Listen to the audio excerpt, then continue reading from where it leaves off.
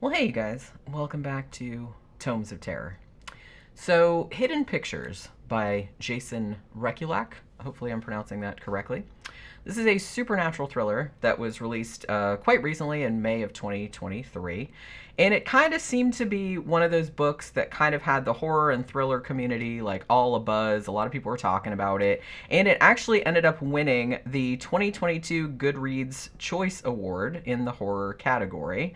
I will admit, though, that I didn't know about any of that when I just kind of randomly came across it when I was scrolling through my Kindle Unlimited suggestions. All that happened was I thought the title and the cover design, sort of struck me as potentially interesting. So I checked it out and read it. And I actually ended up plowing through the entire book in a single day. And it's not short, it's 372 pages, but I was actually compelled to finish it over the course of a single day. So I will say it's a pretty simple, compelling read. It's quite well written, and does have some twists and turns that I didn't predict, for better or for worse. And I will say that its use of illustrations. There are illustrations in there done by two different guys. Will Stell, I think is how you pronounce his last name. I'm apologizing if I messed that up. And Doogie Horner. They did the illustrations in there. So that is kind of a cool aspect of it as well. And the thing is, I actually I guess I enjoyed it while I was reading it, but I'm going to say right out of the gate a couple things. One, it's not strictly a horror novel. It's kind of more like a mystery or a thriller with supernatural elements, so know that going into it. Two, gonna say I had some pretty big issues with the messaging, let's call it that. It does sort of wallop you upside the head with it, mostly toward the end, although there's some kind of problematic shit in the beginning of it too, not gonna lie about that. Also, I kind of found that some of the plot twists toward the end were kind of ludicrous or kind of came out of left field a little bit. And I'm gonna say too that the more I thought about the book, days afterward, kind of the more it pissed me off, the more I thought about it. I'll get more into that a bit later though, because talking about the issues that I had with it will definitely necessitate some spoilers. So what I'm going to do is I'm going to put a spoiler alert right here at the very beginning, and I'll also put one before I start talking about the end of the book, before I start talking about kind of the issues that I had with it, okay? But here's a spoiler alert just in case. So this is actually Jason Rekulak's second novel. His first one, which was called The Impossible Fortress, was published in 2017 and was actually shortlisted for an Edgar Award. I will also note, I thought this was kind of interesting, that Rekulak was also the publisher of Quirk Books for a long time. And Quirk Books was actually responsible for releasing some pretty modern horror favorites, I guess you would call them. Miss Peregrine's Home for Peculiar Children was a big hit, by Ransom Riggs, which I think was made into a film or a series. Pride and Prejudice and Zombies, that was a big hit also, Seth Grahame-Smith. And Quirk Books also released a lot of Grady Hendrix books as well. And as you guys know, I'm a big fan of Grady Hendrix, so I thought that was pretty interesting. So this particular book, Hidden Pictures, this is actually told from the perspective of a 21-year-old woman whose name is Mallory Quinn. And she's sort of been recently working hard to put her mess of a life back together, I guess. So a couple of years back, she was a track star and she had a running scholarship and this bright future ahead of her. But then one day she's driving a car and she gets into an accident that wasn't really her fault. In which her little sister Beth was killed. Mallory was also horribly injured, ended up getting addicted to painkillers, and then eventually moved on to the harder stuff like heroin, and at times was homeless, resorted to, prostitution in order to pay for the drugs and shit like that. So, so like I said, she's seen some shit. She's been through some shit. Now, unsurprisingly, her and her mother became estranged after that point because she kind of fell off the grid a little bit. However, at the beginning of the story, Mallory has successfully gone through a rehab program and has been sober for 18 months. Now, her sponsor, whose name is Russell, he's able to give her a lead on what seems like the perfect job for her, right? She's supposed to be a live-in nanny over the summer for this very wealthy couple who have this adorable son. Now, although you would think that a family that had the means to hire a nanny for their kid in the first place would actually have their pick of candidates and wouldn't have to go with the recovering drug addict, you know what I mean? It turns out that the mom of the couple, whose name is Caroline, is a psychiatrist, and she works with veterans with PTSD and former addicts and things like that. So she's very understanding toward Mallory's struggles and, you know, is seemingly happy to help her out. The dad, whose name is Ted, he seems a lot more reluctant, but Caroline tells Mallory, oh, I'll be able to talk him into it. And she ends up doing exactly that. So the couple eventually allows Mallory to move into this kind of small but really nicely renovated guest house that they have on the property. And they pretty much immediately make her feel like she's part of the family. So it seems like great, like the perfect situation, right? Also, the kid who she's watching is this little 5-year-old adorable moppet named Teddy. And he's kind of the kind of child that probably any parent would kill for, right? He's very smart, he's very curious, he's very well behaved, you know, does what he's told, he's very funny, he's very imaginative. And Mallory, like, adores him immediately, and Teddy also seems to adore her right back. Now, Teddy's parents are a little bit overprotective, I guess. I mean, it's not, like, way crazy or anything like that. But they do give Mallory a list of house rules for dealing with the kid, which, I mean, seems like a pretty reasonable thing for parents to do, like for a nanny, you know what I mean? But right here, was where I first started having a little bit of an issue with the book. So it's made very, very clear that Ted and Caroline, the parents, are atheists. Which, fine, I'm an atheist too. We'll get into that. But these seem to be the type of militant atheists that really mostly only exist in the very vivid imaginations of kind of maybe certain types of, you know, fundamentalist or, like, you know, right-wing religious type of people. You know what I mean? Like, right there on the house rules list that they give her, they pretty much say that they are so strictly a science-based household that they don't celebrate Christmas, and they don't even allow anyone to say God bless you to their kid when he sneezes. So I'm reading this and I'm like, okay. I consider myself quite a firm atheist, okay? And I have been since I was old enough to have any kind of opinion on the matter. No, my parents did not raise me that way. They were vaguely religious themselves. I wasn't brought up in a particular religion, but my parents, like, believed in God and everything like that. I just kind of figured it out on my own when I was younger, you know what I mean? And I have never, in my over 50 years of life, met another atheist who was even a little bit offended by someone saying God bless you to them when they sneeze, or to their kids, or anything like that, or by somebody wishing them and their kids Merry Christmas, or shit like that. In fact, I don't think I've ever met another atheist who didn't celebrate Christmas or some kind of, like, Christmas equivalent. I mean, it's a fun winter holiday. It has pagan roots anyway. So, you know, I kind of feel like you'd have to be, like, a real Scrooge to, like, not want to get into that action, you know what I mean? It's like, seriously, I don't believe in God one tiny iota, and I fucking love Christmas. Like, not as much as I love Halloween, I will admit that. But, I mean, Christmas is pretty rad, right? Now, I'm not saying that there aren't these real cranky, militant, holiday-hating atheists out there somewhere, but in my experience, it's not super common. They're extreme outliers. So when I read this part of the thing, I was just kind of like, oh shit. Like, my little antennas are going up. Like, oh shit, is this going to be, like, some bullshit religious right-wing propaganda or some kind of shit like that?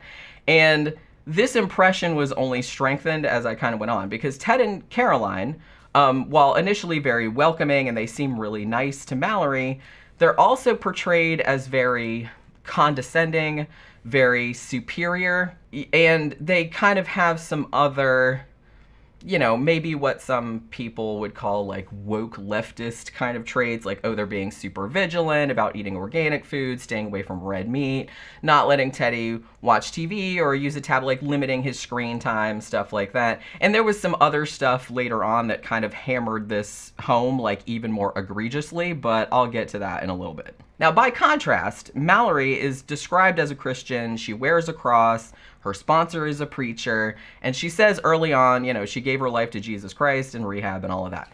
And there's also, like, a little bit, it's not even a subplot because it's not super gone into, but she goes to different churches in the area where she moves to, never really settles on one, blah, blah. Now, I will note that her religiosity in the story is not nearly as overt as Ted and Caroline's atheism is, but that's kind of another reason that I started to get suspicious of the author's motives, because the fact that Mallory is a Christian, she's apparently allowed to be presented as flawed, but also multi-dimensional. But evidently, the author thought it would be okay to show the atheists as these just cartoonish, like, straw man stereotypes. So I started to get a little bit like, all right, I kind of see where this is going. You know what I'm saying? So, but I mean, okay, fine. So I was just rolling my eyes at this, like, a little bit. You know, thinking to myself, well, you know, maybe this author has never really met any real atheists. Maybe he's never met any real liberals or vegetarians or whatever. And or was trying to, like, push a particular agenda, which, okay. I wasn't really all that mad about it at first, because even though it's very laughably heavy-handed, for sure, Ted and Caroline at first seemed like okay people otherwise, so I kind of like let it slide. Because here's the thing, like, I don't have to agree with everything the author or the characters think or do, like, in order to enjoy a story. You know what I mean? I'm kind of a tolerant bitch like that. I mean, at least up to a point, you know what I'm saying? But I will say that at this point, I was starting to get that feeling like I got when I started reading that terrible Frank Peretti Bigfoot book, which I think is called Monster. And then had to, like, nope out when it just turned into a straight up creationist screed. You know what I mean? I was kind of afraid it was going to go in that direction. You know what I mean? So back to the story. So Teddy, the kid, he really likes to draw. And most of the stuff he draws is just, you know, normal kid stuff. People, animals, houses, happy sons, shit like that. Teddy also has a purported imaginary friend who he calls Anya. And sometimes he puts Anya into his drawings, and she's a little bit creepy looking, to say the least. Teddy's parents, being all about science, you know, with a capital S, they allow him to have this imaginary friend because, you know, it's a normal part of growing up and all that, but they do tell him in no uncertain terms that Anya is not real. Mallory, though, who is, you know, seen as more spiritual and all of that, starts to believe that maybe Anya is actually real, as not only does Teddy do drawings of her which become increasingly disturbing, like somebody being dragged through the woods by their hair and, like, buried in a shallow grave, shit like that. But Mallory also hears Teddy seemingly having a one-sided conversation with somebody in his room, like when he's supposedly in there by himself.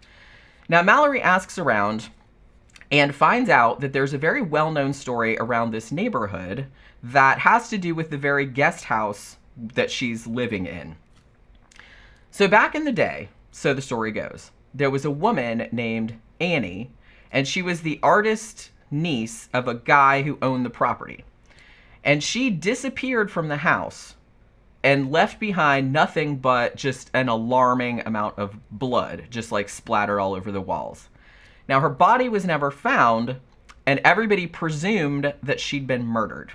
So, like, everybody in town knows this story. Some people think it's just an urban legend because it happened a long time ago, but pretty much everybody in this kind of, like, wealthy neighborhood has heard it, you know? Now, another, like, unrelated family had lived on the property for, like, decades before Ted and Caroline moved there, and they used the guest house as, like, a storage shed. And they also apparently never complained about any paranormal activity or anything, at least as far as anybody knows. But Mallory, along with this flaky neighbor lady named Mitzi, who makes her living as a medium and is also a flaming racist, so there's that. They believe that when Ted and Caroline renovated the guest house, that they stirred up Annie's spirit, and that Annie is using Teddy's drawings to, like, try to communicate to them, like, what happened to her. You know, they figure, oh, well, the name Annie is pretty close to Anya, you know, the imaginary friend. And once Teddy's drawings start to become, like, way more detailed and way more accomplished than a 5-year-old could draw, Mallory starts becoming convinced that this is actually what's going on. And she actually later even, you know, cements this even more when she installs, like, a baby monitor in Teddy's room, and she sees what appears to be him becoming, like, possessed or having some kind of episode or seizure or something like that, and then drawing stuff and then not remembering what he drew, like, when he comes out of it. So Mallory and her love interest, whose name is Adrian, he's also religious. He's from, like, the only Mexican family in the neighborhood. So he believes her, and the two of them try to arrange all of Teddy's drawings into some kind of narrative that makes sense to them. But they're having trouble figuring out what this supposed ghost is trying to tell them. Like, they can't figure out, like, what the symbolism or what the drawings mean. You know what I mean? Now, Mitzi, the neighbor, she organizes this Ouija board session, and it seems to work, but produces what appears to be just like a bunch of gibberish. You know what I mean? So as the investigation goes on, it starts to become obvious that whatever this thing is that's communicating through Teddy's drawings, it's not exactly what it appears. And this all leads up to this big shocking twist, which, as I mentioned, I'm going to have to spoil in order to break down what was so sort of like galling about the end of this book. Okay, so this is your second, third, fourth, whatever, like spoiler warning. So it turns out that Annie, who is the artist's niece who was supposedly murdered in the guest house with all blood and stuff like that, actually isn't dead at all. She's still alive. She just eloped with a black man, like way back in the day. And her shitty dad faked her disappearance and supposed murder to like cover up how ashamed he was of that happening. So that whole plot thread was nothing but a misdirection. This is not Annie's ghost. Annie wasn't even murdered. Nothing like that. Like, the blood, all that was true, but like, she didn't die. You know what I mean? Her dad did that. The real villains of the piece, of course, are those evil, liberal atheists, Ted and Caroline. Okay, so the ghost, there is a ghost. But we find out that this ghost is actually a woman named Margit, I guess is how you pronounce her last name, Margit or Margit, who is a Hungarian immigrant who Caroline used to see in the neighborhood where they used to live like a couple of years ago. So Ted and Caroline wanted kids, but were having trouble conceiving. And Caroline started to become more and more agitated by this Margit woman who had this beautiful 2-year-old daughter named Flora that Caroline perceived that the woman was neglecting. Whether she really was or not, we don't know because we only have Caroline's word for it. You know what I'm saying? So one day, Caroline comes across Margit painting in a clearing in the woods, and evidently Margit was so focused on her painting that she didn't notice when Flora wandered off. So Caroline, feels the need to swoop in and rescue the kid. And after Margit tried to get her daughter back, Caroline accidentally or on purpose killed her. I kind of feel like it was on purpose. And then roped her husband Ted into helping her bury the body. Then the couple essentially kidnapped Margit's kid and started to raise her as their own kid. Now, because Ted and Caroline are not master criminals, Margit's body was found pretty quickly, which meant that the couple had to kind of make themselves scarce, moving to another town with the kidnapped kid after they spent a little while in hiding. So in order to allay suspicion from their crime, they also cut off Flora's hair and put quote-unquote boy clothes on her and started calling her Teddy, which would have been a kind of tired but not necessarily offensive twist if the book didn't very explicitly say that this meant the kid was trans. And I was just kind of like, what? But the fact they said that, and and I was just like, okay. So, okay, I apologize to anybody listening to this because I'm sure all of you are intelligent people and you already know this, but in case somebody else needs to hear this, kidnapping a kid and making them wear supposedly another gender's clothing to keep you from getting caught, that doesn't make that kid trans. I mean, what the fuck are you even talking about? Words mean things, dude. I'm just saying. Clothes don't make you transgender. And I don't know. I mean, you're basically, all you're doing is you're putting the kid in a disguise. I mean, that has nothing to do with their gender identity. And it's mystifying to me that this was allowed to pass muster. I'm just that doesn't even make any sense, and what are you even talking about? And it wasn't just that. It's this whole twist, the way that it was framed in the story sounded as though the author was trying to portray these evil vegetarian atheist liberals as parents who were forcing their kid into a gender identity they didn't want. And I was just kind of that's not what they're doing, though. And it's just I don't know. It's just something about the way that it was written or the way it was framed was really strange. And it's just I didn't really get it. It didn't help that there was also, because this was another thing that happened a little bit earlier that I was just kind of oh, geez. But it didn't help there was also a scene much earlier in the story where Teddy asks Mallory your standard 5-year-old question about boy parts and girl parts and stuff like that. And then when Mallory tells Caroline, the mom, about, oh, your kid asked about this, and it's like, you know, I thought you'd want to talk to them about it. Caroline comes home from the library or the bookstore or whatever with a couple of books for the kid. And the books are described as having very explicit full color illustrations of anal sex and cunnilingus in there. And I'm just like, okay. So again, coming from someone, you know, being a very sex positive, you know, atheist liberal myself, I can assure you that no parent of any political persuasion is giving a 5-year-old a book showing that stuff, unless that parent is a complete fucking psycho that should not have children. I mean, and I was just like, the whole time I was reading it, I was like, is this really what right-wingers think liberals do? Or like what we want, or like what we would give our children or something like that? Jesus fucking Christ. And I'm just like, please crawl out of your little rabbit holes and join us in the real world. It's like much nicer over here. It's like, that doesn't happen. And it's like, if that did happen, we would be like, take those people's children away immediately, because that's fucked up. We're not doing that, okay? And it's just like, I just thought the whole thing was fucking weird. So yeah, I mean, so getting back to the actual plot of the story.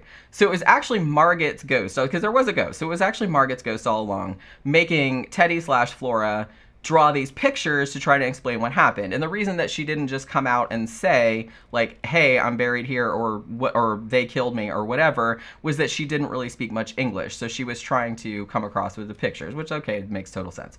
So now this is all laid out in a very classic villain monologue by Caroline. And then after that, there are some very wildly improbable plot developments. Like, Caroline and Ted also kill Mitzi by making it look like she OD'd on heroin. And then they are planning on doing the same thing to Mallory, which again was another reason why they picked somebody that was a drug addict, because I guess they were planning on doing this the whole time or whatever. I don't really know.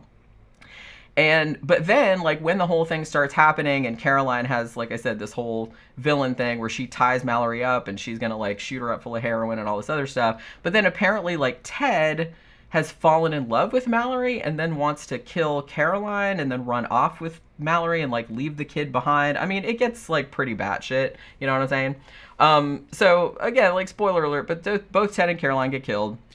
And of course, you know, steadfast Christian awesome person Mallory saves the day, and she rescues Teddy/Flora and eventually gets the kid returned to her biological family. So, like I said, overall, I mean, this was a pretty interesting mystery/ghost story in the beginning. Like, despite some caveats, like a little bit of eye rolling that I had in the beginning, but other than that, you know, I was having a good time with it. Like, it did keep me glued to the page. It went in directions I didn't expect, which, like I said, was kind of cool. But by the time that the final reveals, like the final twists came around, it was just like too much. Like, aside from all the stereotyping and the kind of like weird propaganda and stuff, and which all just kind of gave me a headache, there was also the whole straining credulity issue. You know what I mean? Like, all the crazy shit that happened at the end, I just couldn't buy it. Like, it seems, for example, it seemed to me that it would be pretty clear to a nanny that this kid being passed off as a boy was actually a girl. I mean, they went swimming a bunch of times in the pool. Like, wouldn't Mallory have helped the kid, like, bathe or get ready for bed or something like that and be like, hey, what's going on? You know what I mean? You would think that.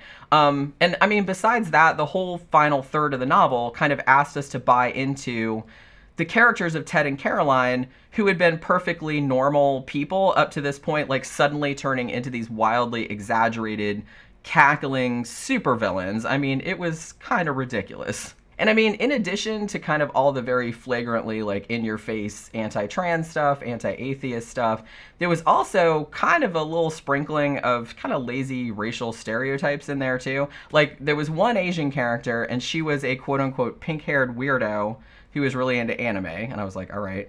And then the one Mexican family, who were also very wealthy and lived in the same neighborhood as all the wealthy white people, were landscapers who mowed all the other people's lawns. So I was just kind of like, okay.